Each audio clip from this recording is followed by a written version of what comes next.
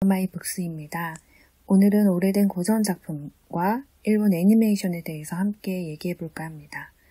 조지 오웰의 소설 1984는 1948년에 나온 조지 오웰의 마지막 작품인데요. 1984는 1984년이 아니라 2023년 혹은 더 나아가 2034년으로 읽어도 전혀 상관이 없습니다. 사실 배경연도가 중요한 게 아니라 영화든 소설이든 애니메이션이든 중요한 건 언제나 세계관입니다. 소설 속 세계는 3등분 되어 있는 세계이며 3분을 댄 세상에선 3개의 계급이 존재합니다. 가장 높은 지위에 있으며 시스템을 기획하고 지배하는 계급인 내부당원, 그리고 이 시스템을 지키기 위해 끝없이 말살, 허위, 기록, 왜곡을 해야만 하는 외부당원, 가장 많은 인구수를 차지하지만 정작 아무것도 모른 채 일만 하는 노동계급인 프롤레타리아가 있습니다. 이곳에서 빅브라더는 존재하지 않는 가상의 지도자이며 그 위엄과 권력은 어마어마합니다. 텔레스크린으로 당원들은 24시간 감시당하고 서로를 고발하고 조금이라도 사상을 의심받으면 사상경찰에 의해 갑자기 사라져 버리기도 하죠. 말 그대로 세상에 존재한 적이 없던 사람이 되고 맙니다. 이런 시스템에 의심을 품고 사는 외부 당원인 윈스턴 스미스가 있는데요. 바로 소설 속 주인공이기도 합니다. 역사는 시스템의 입맛대로 끊임없이 변하고 수정되며 2+2는 4가 아닌 2+2는 5라고 믿게 만들기 위해서 의심하는 사람들을 상대로 혹독한 고문과 세뇌 작업을 하게 됩니다.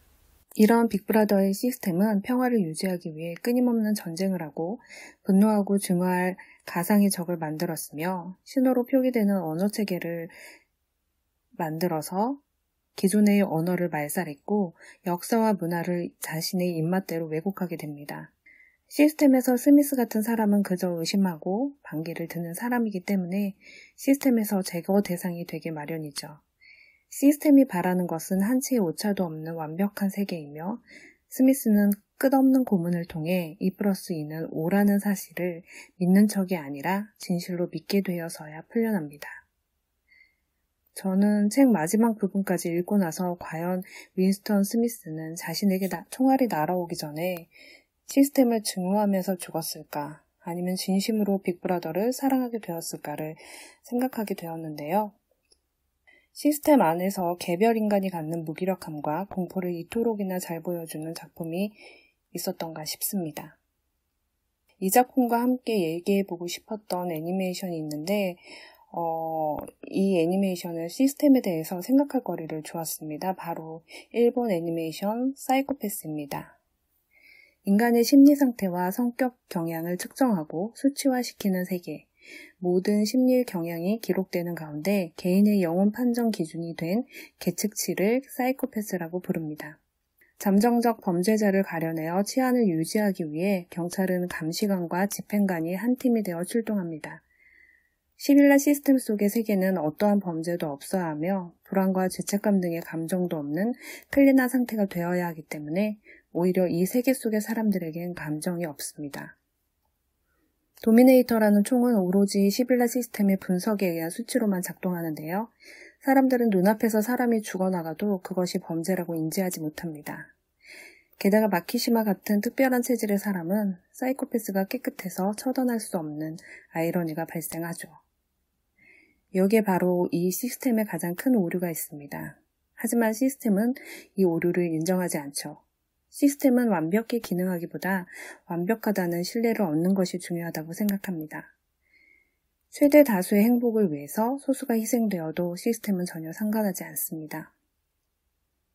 감시관은 친아무리 악한 애는 여리고 앳된 모습이지만 누구보다 강단 있고 의지가 있는 사람이고, 집행관인 코가미 시냐는 감시관이었다가 사이코패스가 오염되어 집행관으로 강등되었는데 자신의 동료의 복수를 위해 마키시마를 쫓습니다. 흥미로운 건 시스템에도 걸리지 않는 깨끗한 사이코패스를 가진 마키시마 쇼고인데요. 마키시마는 시스템을 전복시키고 싶어하는 사람으로 인간의 한계를 알려하며 늘 잠재적인 범죄자들을 이용해 시스템에 돌을 던지는 사람입니다.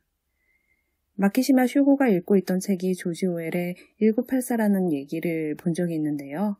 1984의 세계가 공산주의에 가까운 독재 사회라면 애니메이션 사이코패스의 세계는 복리주의에 의해 움직이는 사회입니다. 이 두 개의 시스템에선 개인의 희생은 당연시 여기며 사회와 다수가 우선시 되는 곳이죠. 무관한 돌은 정을 맞는다고 삐죽 튀어나오는 이들을 바이러스 혹은 시스템의 오류라 치부하고 제거하기 바쁩니다. 빅브라더에게 반기를 들었다가 빅브라더를 사랑하게 된 1984의 스미스는 그렇다면 실패한 것일까요? 저는 그렇지 않다고 생각합니다. 세계는 언제나 바위에 돌을 던져 깨져나간 계란들에 의해 움직이고 변화되어 왔습니다. 물론 깨진 계란이 되기 위해선 용기와 신념이 필요하죠. 그 신념이란 사이코패스의 마키시마 쇼고와 1984의 내부당원이었던 오브라이언처럼 극단으로 치우쳐버릴 수도 있겠죠. 그러니 우리는 늘 자신 안의 괴물을 경계하며 계란이 되기 위해 자신의 사이코패스를 깨끗이 할 필요가 있겠네요. 지금 내가 살고 있는 이 세계관 속의 시스템에서 나는 어떤 위치에 있는지, 아무런 의심 없이 수용하고 있는지, 반기를 들고 저항하고 있는지, 아니면 믿는 척하며 도망치는지에 대한 묵직한 메시지를 이 애니메이션과 소설이 던져주고 있다고 생각합니다. 오늘은 책과 애니메이션 두 가지에 대해서 함께 얘기해봤는데요. 1984는 워낙 고전이라 많이들 아실 테니 혹시라도 볼 기회가 있다면 사이코패스 애니메이션도 추천합니다. 그럼 우리는 다음에 또 만나요.